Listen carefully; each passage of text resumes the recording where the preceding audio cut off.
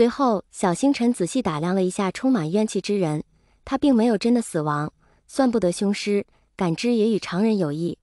小星辰丢了一颗石子于他面前划过，他并没有跟着石子的移动而发生视觉移动，那他应是通过人体内的灵气判断并攻击。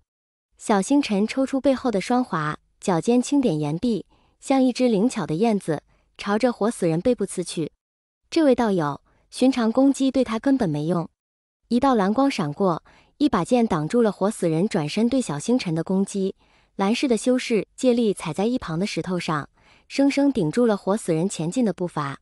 他的额角还在流着鲜血，小星辰还来不及说些什么，活死人咯吱咯吱地动了动僵硬的胳膊，根本不在意剑是否会伤着他，双手冲着蓝氏弟子的咽喉袭去。只见那门生将手中的剑由挡改至侧杀，快速地割断了他的手筋。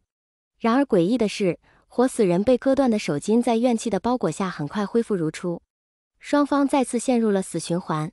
其他门生趁着活死人与蓝家修士纠缠之际，纷纷使出自家的绝杀，朝着活死人驶去。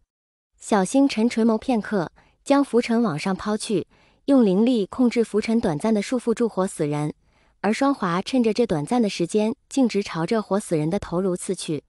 小星辰掐诀同时控制着浮尘与双滑，压制住活死人体内的怨气。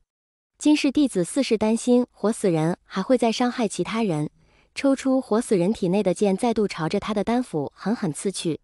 渐渐的，活死人停止了挣扎，挥舞的手臂最终垂了下去。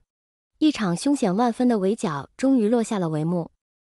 多谢道友相助，不知道友来自哪里？贫道小星辰，师承豹山一脉。马夫赶着马车进了城，和魏婴打了声招呼，便带着马儿去就近的马车喂食。魏婴和马夫约定了碰面的地点后，随便选了一个摊位，吃起了早餐。魏婴坐在街角的小馄饨摊边，老板来碗小馄饨，加麻加辣，好咧。小馄饨来了，老板，辣椒能不能再给一些？太少了。魏婴低头看着碗里的3粒辣椒，不由嘟起了嘴。小摊贩又给魏婴的碗里加了几粒，魏婴看得有点怀疑人生，老板，我能自己加吗？老板犹豫半晌，索性就将手里的辣椒罐递了给他。然后老板眼睁睁地看着那少年将一整罐辣椒倒入了碗里，白面汤变成了红汤。客官，您这辣椒量会伤着胃吧？小摊老板看着碗里的辣椒，不自觉地呲了呲牙。不会，不会，老板，你们这的饮食和我们那不一样，我们那吃辣椒就得这个量。魏婴夸张地用手比对了2地用辣椒差别，成功地逗乐了卖小馄饨的老板。哈哈哈，不会就行。魏婴吃完馄饨，看了看四周，只见一男子懒洋洋地斜靠在酒楼的柱子上，模样生得周正，只是眼里的沧桑感怎么也和他的模样对不上号。男子身上独特的疏离感在人群里显得格外突兀。不知怎么的，魏婴忽然有点想那个一脸正经不经斗的小古板。明明是很好的一个人，却要把自己藏在冰冷的表情之下，和泽无君全然不同。魏婴起身来到那男子身边，笑着打招呼道：“这位兄台，请问我可以坐这吗？”那男子歪了歪脑袋，朝着魏婴的方向眨了眨眼，遂说道：“自是无妨。”魏婴虽然刨了金丹，身体较之其他修仙之人算是体弱，但终归无敢强于普通人。这个男人视力有损。魏婴对于合眼缘的人很是主动，就像个小太阳，很是自来熟，很快就与那男子混了个3、4分熟。3、4分是魏婴单方面的认为，而在那男子眼中不过萍水相逢罢了。这位兄台，聊了那么久，你还没告诉我你的名字呢？魏婴唤来小二要了2壶乌酒，顺手给那男子添了1碗酒。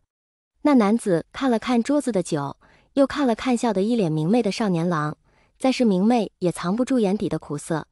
周云将碗里的酒一饮而尽，遂说道。魏婴忽然有点犹豫了，不知该用远道还是真名，对方只是一个普通人，结识自己会不会招祸？小兄弟，名字都是虚无的东西，若有顾虑，可不说。周云抬起手轻轻点了点桌子。周云目测大魏婴7、8岁左右，家中又曾有个幼弟，很是自然地带入了兄长的角色。婴，我叫魏婴。小兄弟，街角那人似乎是在找你。周云抬眸示意对方看向街边一个四处换魏公子的男子。马夫已经喂马儿吃完粮草便四处寻着魏婴，正打算放弃之际，魏婴朝着他喊了一声。马夫小跑着来到二人身边，微微喘了口气：“魏公子，我们什么时候出发？”马儿已经喂好了。魏婴垂眸思索片刻：“周兄，那我们就此一别，有缘再见了。”周云换了个姿势，右手撑着桌子，身子微前倾：“小兄弟，你我也算有缘，送你一句话：明知不可为而为之，明知人心难测而信之，是孤勇。这条路是注定孤独的。”魏婴怔怔地看着周云，他的眼睛仿佛透过自己的身躯，看到了自己挣扎的灵魂。“陈大哥，我们明天再走吧。”魏婴盯着周云，头也不回地说道。周云的身上也许真的有自己想要的答案，一种莫名的感觉，